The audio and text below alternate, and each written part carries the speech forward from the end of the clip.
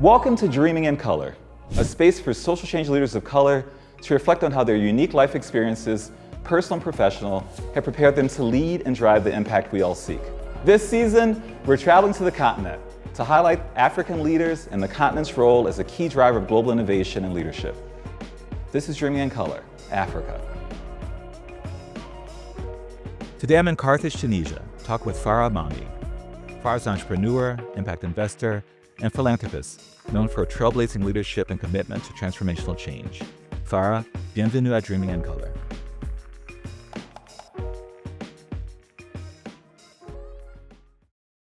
Farah, here we are. Thank you once again for hosting us here in your beautiful home. It's great to chat with you today. I'm sure it's going to be a fun conversation. As you know, we start the conversation handing you the floor. So how are you going to open us up? What's your invitation for us? Well, thank you for coming. First of all, I'm really happy to host you, and I'm really happy to be in your podcast. And the invocation I will honor today is from Ibn Khaldun, and it goes like this: الظلم يؤدي إلى خراب الحضارة, which means injustice brings about the ruin of civilization. Oh. Yes, civilization, justice, all themes that are extremely important right now. And so great way to open up the conversation. Let's jump in. So I wanted to start just from the source. You have a very unique personal story that begins on many continents. So it goes across many continents, having spent time both in Tunisia, Paris, UK, and Canada. I would love to start by going back to the very beginning. And can you tell us more about your background? Where you grew up, and how did your early experiences in this community shape who you are and who you are as a leader and as a person? Sure. I'm born in Paris, and I grew up a few of my beginning years there. And very early on, and then we moved back to Tunis because my father was living between Tunis and France. He left when he was 17 to France, so that's where he started his career and built his business. And then he wanted us to go back to Tunis when we were 4 or 5 years old, because he wanted us to have a clear identity. At the time, France, and even at some point today, has still a very big challenge to, I would say, assimilate. I don't really like this word, but accept cultural diversity and actually embrace it as part of its nation. So we are French, but also Tunisian, but he really wanted us to have that print of Tunisia as our roots. So we came back here, and I grew up in Tunis. Actually, my childhood house is 2 blocks away from here. So Carthage is where I grew up. And very early on, I had this justice, I would say, calling. I was 7 years old, I remember. I had a name tag, was written on it, Cindy Crawford, lawyer. Oh, wow. Oh, you were starting off this trouble. Yeah, I love it. Yeah. So I wanted to be like a top model, but also I wanted to bring justice and be a lawyer. And those two things can exist at the same time. So glad you had that calling. It's difficult actually, and I had a really hard time making sense that those two things can go in the same time as an adult. Because society tends to differentiate those two things, especially for women. Yeah, of course. Yeah. And I want to jump in there because as someone who's spent time in Paris, and when I first studied in Paris many years ago, I think it was very, very jarring for me, in a good way. I mean, you move to different places and you learn this idea of coming from the States, where this idea of multiculturalism makes sense. You have these different cultures, different ways of seeing things. And you get to France and there's no multiculturalism. There's a French way of doing things, a French way of speaking, a French way of eating. And I joke all the time that one of the differences between French colonialism and English colonialism, in English colonialism it was you can behave however you like as long as you think the same. And French colonialism, you can think however you like as long as you behave the same, right? And so I would love to hear you trying to think about accepting this new culture, understand this new culture, but also holding on to space for your Tunisian identity. Yeah. And how did that shape you at an early age? I mean, this is a very important point to bring about, where I feel that France's identity will let you think the way you want, but won't really hear the way you think. So at the end, you can think whatever, but I mean, behavior, yes, and then the behavior will have to fit in. And the big challenge, I think, as a kid or as a teenager in France is the shaming. It's a very, very ingrained culture and behavior of shaming on that inner reflection. And let's jump in there, because I think that's a great point. You talk about the shaming, particularly when you come from such a beautiful culture, right? Yes. This idea of, so I would love you to share as you think through your experiences across the cultures and continents and how you see yourself now, and what ways do you carry your Tunisian identity with you? And how does that show up in a beautiful and magnificent way? Well, I mean, when I speak French, first of all, it's the accent. Okay. We have a clear accent in how we speak in French. The warmth. We are a very warm culture and community. The hospitality. I mean, wherever I go, either in Tunis, Paris, or even when I was living in Montreal, I loved hosting, bringing people together, introducing people from different places. We have to remember that Tunisia has always been a pont, for different cultures. So this is where a lot of different identities, religions met and exchanged and actually built together. So I think we carry that a lot with us wherever we go.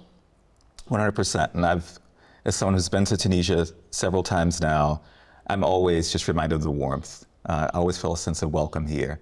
And as we were flying from Morocco to Tunisia, and we did the trip through Spain, you fly the little hoop over. Yeah. I was reminded that Tunisia is the good neighbor in the neighborhood, and it's loved for that reason. I want to jump to a little bit talk, but I know that you're a mother of 2 wonderful children who are in school right now, so we have the house to ourselves. And I want you to get to how has motherhood shaped the way you show up in the world, and what values are most important to you as you raise your children. But before we get to that, tell me what you love about your kids. It's always fun to hear people talk about what they love about their kids. Yes, I mean, it's a little bit biased because we're the mother of kids. And you're allowed, exactly. Yes. So first, my daughter, I love her fierceness. That can tend sometimes to be stubborn, but I really love how determined and fierce she is, and when she wants something, she really fights for it. Another really amazing trait in her is her ability to comprehend things that are beyond our realm at her very young age. She's 7. And I think that will go back after to the values of motherhood. Because as a mother, I always believe that kids, especially young kids, are more knowledgeable than us. And I mean, studies have shown that. So I've always given them the space to even teach me, in a way.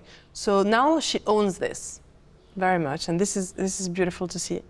And my son is very handsome, first of all. It's like he will, I mean, like, he just smiles, he can get anything he wants. Charm will get you far. Exactly, his charm, I mean, it's just beyond this realm. And I really like his curiosity and sensitivity.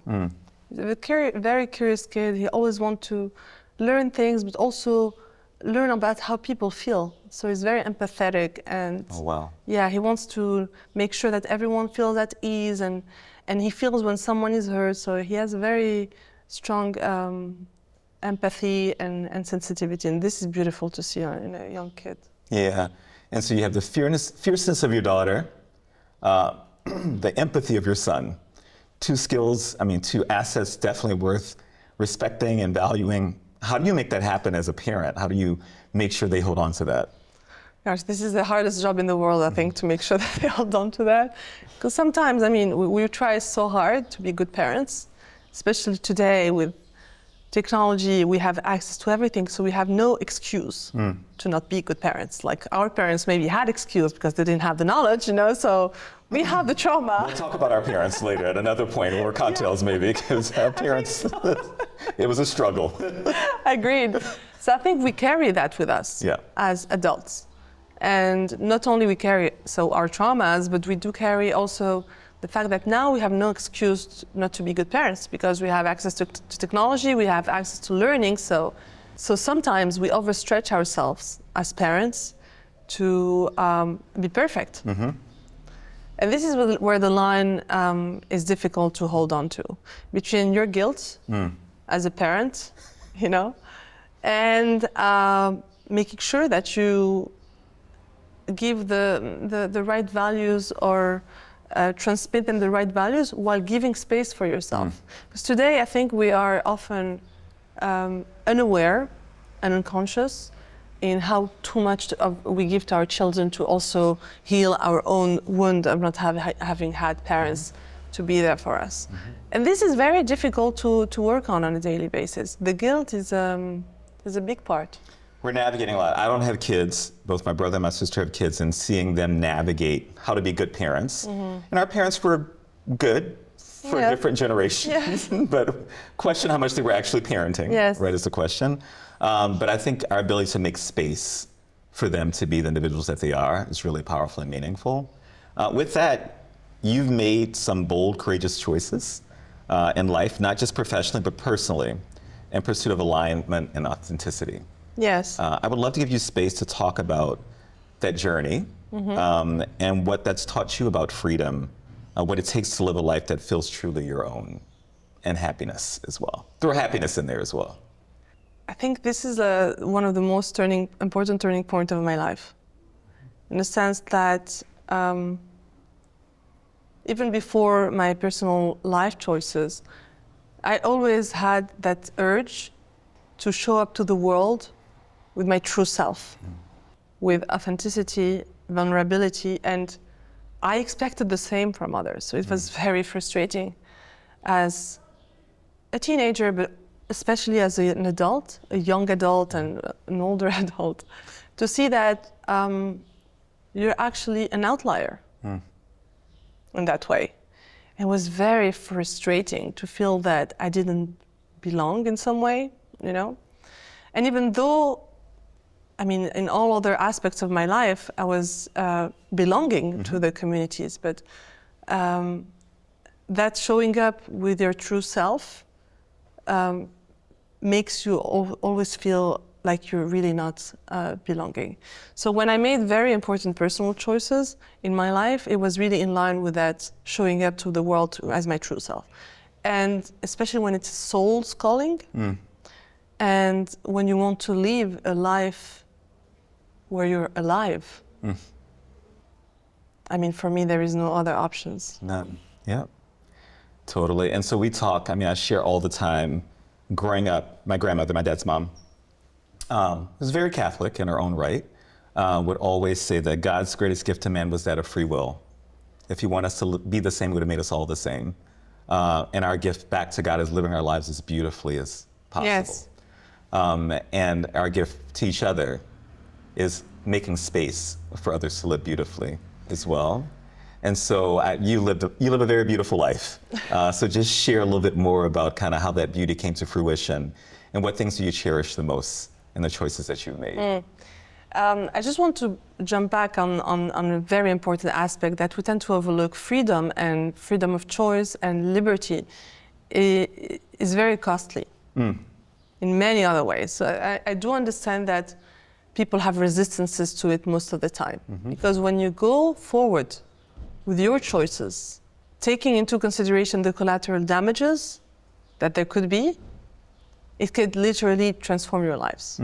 And there are a lot of sacrifices that would need to be made. A lot of people will walk out of your life, and that can be very painful, especially when it's family members, when it's like very close friends. We need to remember that, but the aliveness and the beauty of living life on your own terms is worth the collateral damage and the pain that you go through to actually get that free will. I think it's also worth noting as well that you're living your life in a way that's beautiful and meaningful to you is your best contribution to society, right? And so I think in many ways we're all forced as best as we can to live out our path because that's what the world needs from us. So I mean, this is beautiful and it's a great transition to talk more professionally. So you currently serve as the Tunisia chapter president of YPO, a space that brings together top business leaders. What does it mean to you to lead in this space? Not just as a professional, but as a Tunisian woman committed to rewriting what leadership can look like. For me, leadership is a journey of learning to live together. Especially when you're chairing an organization like YPO, where all the other members are already CEOs as well. So it's a way to be able to know more about yourself, but know more about others and how you can compose a new art together in a way. As a woman, honestly, I've been immensely surprised in Tunisia how easy it was for women, either as members, but also the spouses, because YPO is made in a way where you have members, but you have spouses as well. How active women were and how reactive and to the point, and like how much they deliver in that way. And it's a very interesting journey to be part of. And I want to talk a little bit more about this whole idea of a Tunisian woman. It says you come from a country with a reputation of producing strong women. Yes. My sister studied here many years ago, studying women leadership, women's education. I think it's an amazing space where that identity as a Tunisian woman comes before you.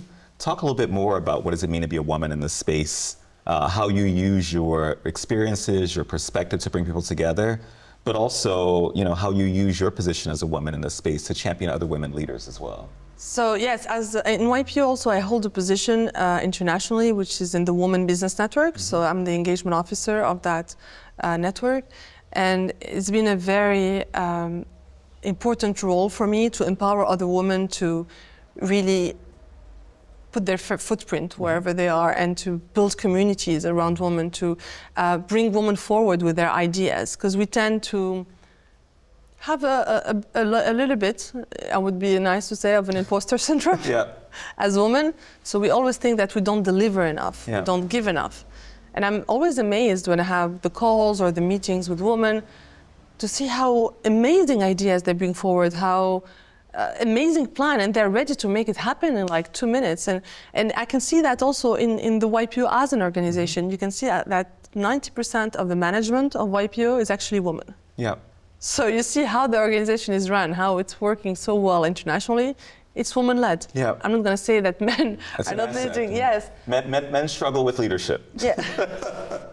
I would say yes. It's. We live in a time today where I think the leadership style would have to adjust to open up to more vulnerability, to open up to more authenticity, and to allow diversity in a sense that women have a different way of leading. They don't need as much time to be able to get to a solution because they're able to create a sense of community to the people around the table and find a common ground to work on without aggression, without, decisiveness. So in that way, when you make people together, you get to results faster and more productive results at the end of the day. I think this is a new way that we could look at women leadership, because today I feel there is also a huge confusion of what is feminism and what is woman empowerment. I heard the other day someone saying, "Oh, you feminists, you want like mothers or stay-at-home mothers to go back to work and so forth," and this is really not the idea, because a stay-at-home mom for me is a source of inspiration that is like has That sounds like the toughest job out there. It is one of the toughest jobs, but I think we need to find ways to nurture their knowledge. I don't feel like mothers or women in general need to be having 9-to-5 jobs and having to, go in, go out. We live in a world today of mobility, where it's much easier to work from wherever, work for the time you decide. And I think there is a lot of leverage that can be done from the stay-at-home mothers for a few hours a day, because their knowledge, their way of managing a house, a relationship with a husband, and the education of a community at the end is a great asset to learn from. You brought up 2 points that I really want to spend some time talking through. So one, you talked earlier about how women lead differently, and how they're just assets and not liabilities from a leadership perspective. I would love to hear you talk a little bit more about what that different leadership looks like, how it compares to leadership that we're seeing from non-women leaders, if you will, but also how it's something that's really needed now in the moment. And secondly, I would love for you to talk about what shifts really need to happen in mindsets and systems, culture, to really unlock women leaders and women leadership, both in Tunisia and beyond. Thank you for this question. Women leadership is different in the way that women are not ashamed to say that they're wrong. They would sit down and say, Can you say that again? That is such a small point, but it's such an important point. Can you repeat that for the people in the back? Right? So women are not ashamed to say that they're wrong. They will put it forward and see whatever there is to see, learn from that, and with the humility, move forward with the help of others. Because when we're wrong, it's only in relationships that we can see how we can be better. Either a work relationship or a personal relationship. That's how we improve as human beings. So I think women have that intrinsic ability to question themselves more and to open up to who they are. And I think at the end, this is really related to their intuition. Because we are more connected as women to intuition, if we allow it, because in today's world, let's put it straight up. Most women are not connected to their intuition. We live in a male-dominated world where the masculine has to come out to the roof, so we are fully disconnected from our intuition. It's even, we even feel guilty if we have to connect. We had our intuition, right? Yeah, we had, but if we feel guilty because it's not empowered. So to go back to your second question, how can women leadership really flourish in today's world, is to allow women to be connected to their intuition, to their spirituality, to their sense of wilderness that we tend to repress. We are put in such specific molds, each one of us, and if we get out of that mold, then we're crazy, then we're unstable, then we are seen as like delusional, you know? Actually, that's where the real power is. So once you connect to that intuition and you go into that wilderness, I think that's where the real woman in all of us would come out. And that's where woman leadership would be freer and able to really impact on a bigger level. Because let's be honest today, there is woman leadership exists and it's been much better than it used to be before, but it's still very contained in a specific mold. That's why today we still don't see a huge improvement in the workspace or a huge improvement in equality in the world, because we're still containing women to a specific mold where they have to be. And I do think that this comes only and will only happen, and I really keep on stressing this, with the support of men. We won't be able to change the narrative for women if men don't support and really see how valuable this can be for them and for society. 100%. And we see all the time within the States that from a Black American perspective, we say that the changes that need to happen within American society aren't by Black Americans. They're by white Americans, right? They're the ones that need to change. So I can see the same playing out from in order for women to be more successful, it's actually male culture and men that have to change to make that happen. I want to jump in and talk a little bit more about innovation. You've seen innovation happen in both traditional and unconventional ways, from big companies to developing startups. What do you think makes a venture truly worth building? What kinds of problems are you most drawn to help solve? Where do you get your inspiration from in that space, in that world? Yeah, this is my drive. I think one of the first projects I wanted to build like 10 years ago was about NGO tracing. It was an NGO tracing app, which basically would help you trace your donations. So for me, transparency has always been something very important, either in the nonprofit world, but also in the for-profit world. So going from there to now wanting to have more transparency within the human being, one of the real projects and innovation I'm working on right now is to build a hub and a community of startups where we can unhinge and unveil the true purpose of people. and connect them to their soul's purpose in some ways. And in another stage, to really help them, make them reality, because our souls can be like completely, you know, innovative in their own way. This is what we call creativity. And I think today's world is not tooled to, I guess, make them a reality. So I'd like to be able to support people to access their soul's purpose through specific techniques I'm exploring with some experts on consciousness, on dreams explorations, on kinesiology tests that are working on an amazing project called Unus Mundus.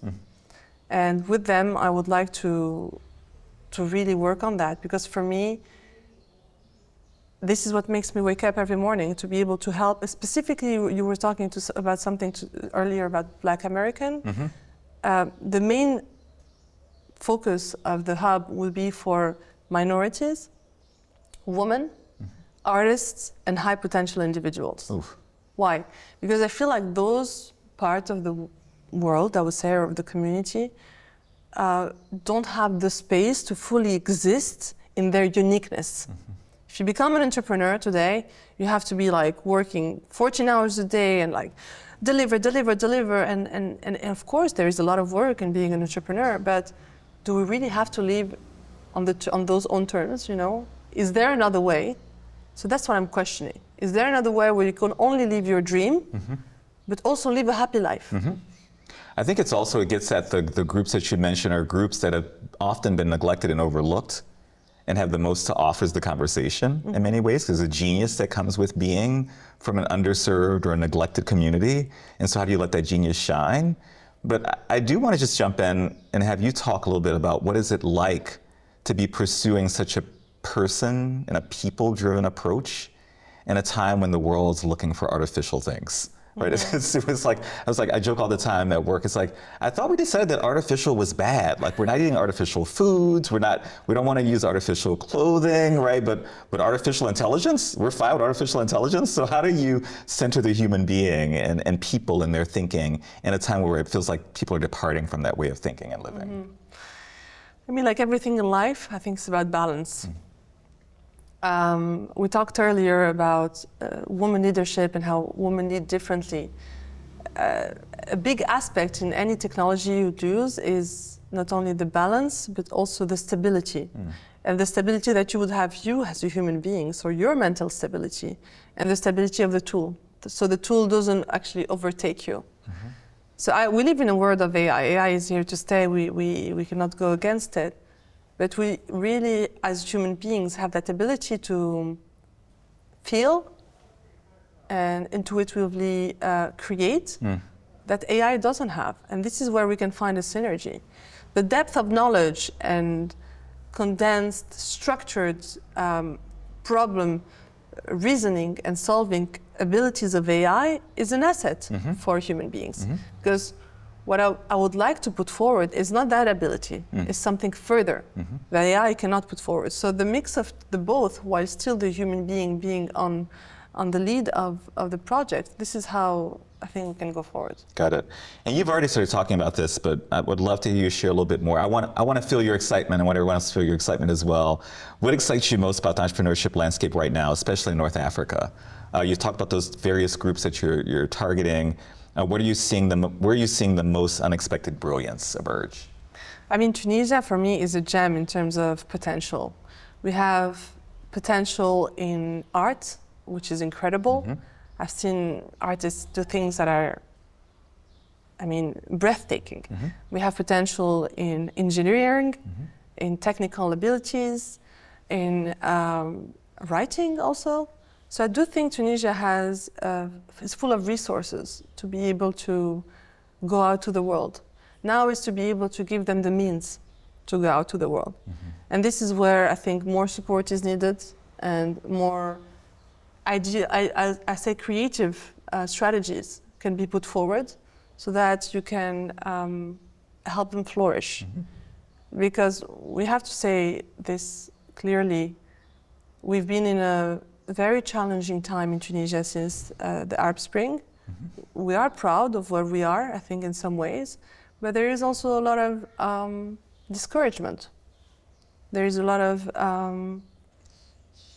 Anxiety. anxiety and undervaluation because people haven't been seen or valued for their worth. You know, and that isolation, that sense of isolation and discouragement create failure and create, you know, people not having the desire to do the extra step. And actually, this is exactly when you have to do the extra step. When all the doors are closed, when you're feeling completely discouraged, when everything shows you that there is no other way, then that's where like you need to go forward. And you cannot do it alone. That's why building communities around that, bringing the right support to people to be able to go the extra step, for me is the way forward on that. And I think it speaks as well to the importance of our being able to appreciate and value the contributions that Tunisia and Tunisia culture has made to the world overall, right? And so one of the reasons that we're here in Tunisia, besides the fact that it's an amazingly wonderful country, is that as a country where it sits, it has such an ouverture, such an opening to the broader world, both the continent that it's a part of, but also to Europe, to the Middle East, to Asia. That also speaks to a beautiful and wonderful narrative in the world of culture and arts and all of this. And so you brought up this whole creative economy and culture. How do you see culture and arts playing a role in driving entrepreneurship and driving all the things that you hope to achieve?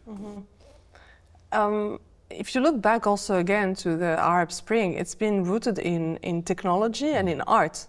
It's been people really like sending strong messages, and this is a form of art in a way. So that happened in the political sphere. I do believe that today, with entrepreneurship, the same narrative, the same way can be done.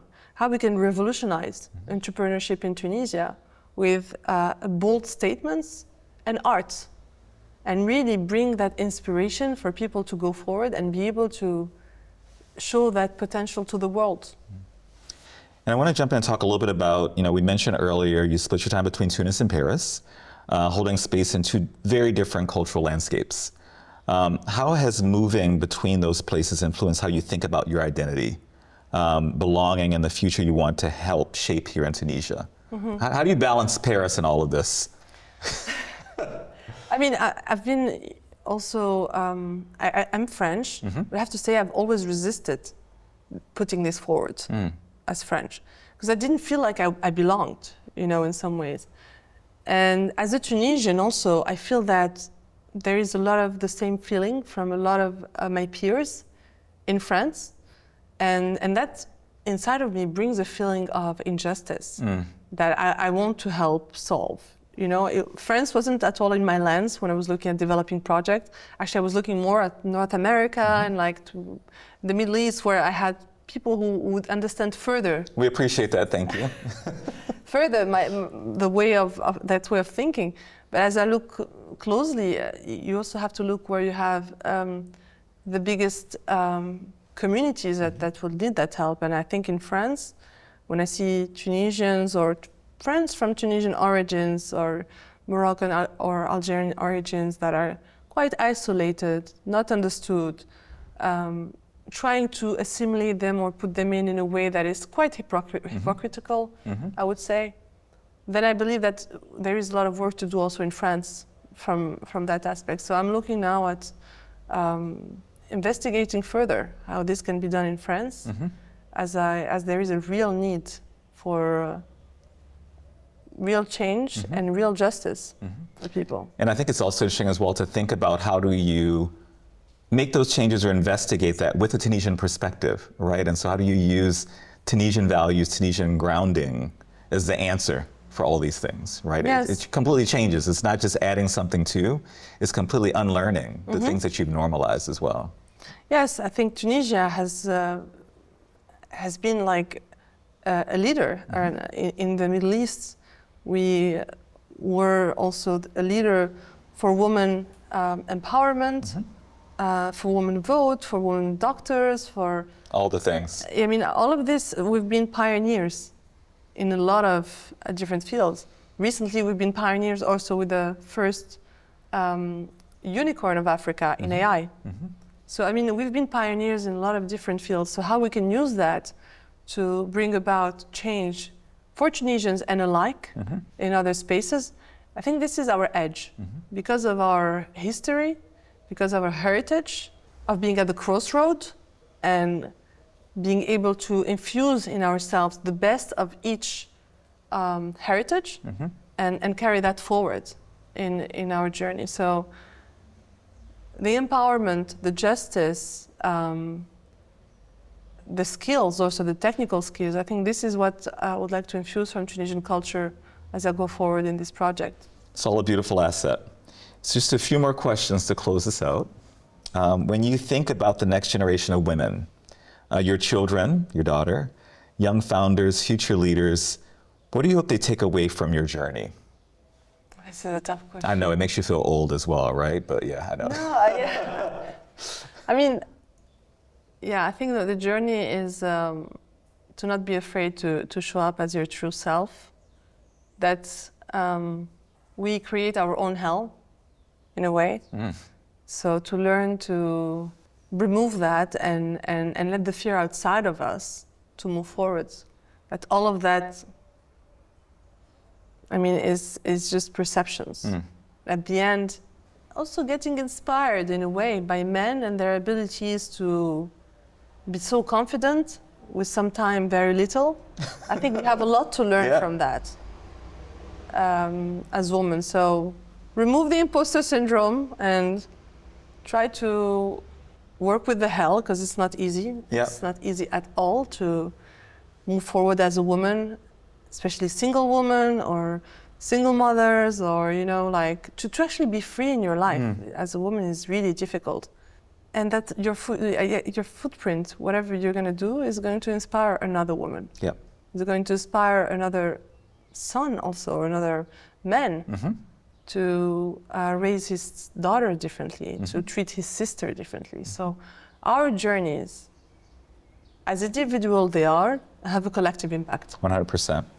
And you mentioned just earlier that we can be each other's hells. L'enfer c'est les autres, hein, c'est autre quote. I think as we think about this idea of community practice and being supportive of each other, I mentioned in an earlier podcast many seasons ago that within Black community, while we understand that we can be each other's hell, we also understand we can be each other's heaven. Yes. Right? And how do we create that space? And so with that as a closing question, I would love for you to share a few things. One, what brings you the most joy right now? And also, as you think about the heaven and the world that you're trying to build, what excites you the most? Where are you most excited to chip in, to build, to create? So what brings me the most joy today is love. Honestly, this is what keeps me alive, I would say, every day. If I didn't have love in my life, it wouldn't make much sense. So I think love is the most important asset I have. And what I would like to infuse in heaven is more love. Actually, to take from that love and how that love helped me heal the hell I put myself in, because the hell are others, but also when you... We can be each other's hell. When you go forward after that, you become your own hell. You don't even need others for the hell, because you create your own blurriness of reality. So bring more love into the world, and love with force also. I think it's important to provide people with safe spaces, because giving love in a space creating that space where people feel protected and safe, and to be able to share love, to be able to express their true self, I think that for me would be heaven. What a beautiful way to close the conversation. So we started with justice and we ended with justice in the form of love. Yes. So thank you so much for your time, and look forward to seeing where you go with all the great work. And thanks again for having us here. Thank you for coming to Tunis and closing your journey with us. My pleasure. It's a pleasure to host you, and I really hope to see you soon. Very soon. Thanks so much. Thank you.